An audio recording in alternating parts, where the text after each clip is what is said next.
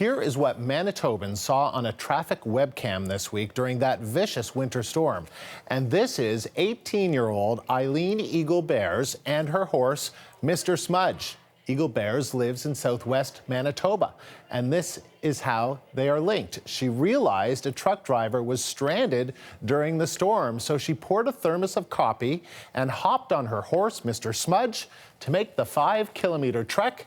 Eagle Bears returned that evening to bring the driver a hot supper. And let's meet the riders of the storm. Eileen Eagle Bears joins me now live from Minto, Manitoba. So good to see you and Mr. Smudge. So tell us, Eileen, how did this all unfold? How did you first learn about the stranded trucker?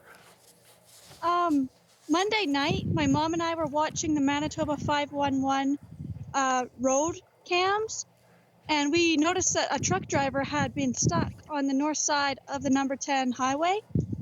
And I thought that maybe I should help him. It was too late that night, so I had went to bed thinking that I should do something. And when I woke up, I checked the cams first thing, and he was still there. So yeah, I got together some coffee, and I got on my horse, and I went to go see him. So what were the conditions like when you got on your horse to go and see him with that thermos of coffee? It wasn't too cold, but the wind made it very cold. The roads were covered in ice from all the rain that we had got, and there were quite a few drifts. So what was the ride like? How did Mr. Smudge do in those conditions? He was great. I had to get off and walk about half of the way because the wind was too strong. Oh, and why? Because it's just hard to ride when the winds are strong. Is that why?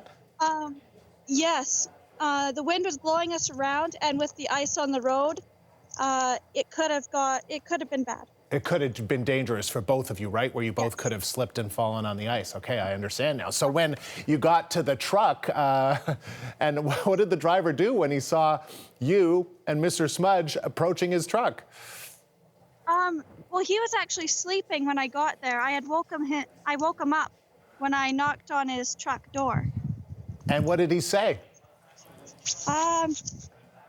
He just said, "Wow, this is unexpected." And how was he doing? He was doing okay. He still had lots of diesel in his truck. He was still warm, but he was running out of food. And so you gave him some coffee, then you went back home, and then I understand you decided to bring him a hot meal later on? Yes, I had promised him that if he was still there, I would make him some hot supper and bring it back to him. And so is that what you did? I did, yes. And what did you bring him? It was hamburger stew with potatoes, and I also brought him more coffee. And so what did he say? He must have been pretty appreciative that you were there for him. Yeah, he was just very appreciative that someone was out there and that they cared. And tell me a little bit about Mr. Smudge. So you have 26 horses. This is what I'm understanding. So you chose that one right there, Mr. Smudge, to make this journey. Why did you choose him?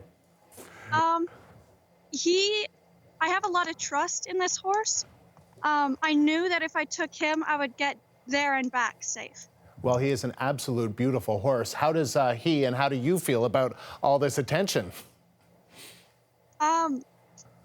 Well, I'm overwhelmed at how much attention this story has got. It was a surprise to me when I got back because my mom had posted it on Facebook, and it had just totally blown up. And your mom everyone. Yeah, go ahead. Everyone has seen it on Facebook now, and it's overwhelming. You know, it's such a nice story. Did you ever kind of feel as though, oh, yikes, this could be a little dangerous, or? I had a lot of faith in my horse that he'd keep me safe. I didn't feel like it was too dangerous. So tell me about Mr. Smudge, because there he is. He is just standing right by you during this entire interview. I think he might like the spotlight a little bit. Tell me a little bit about what he's like as a horse. Well, he's a Welsh Arabian cross horse, but he's the calmest horse I have. He's just super. He really looks super. So do you think that your act of kindness is going to spark others to do something similar? I sure hope so. The world needs more kindness.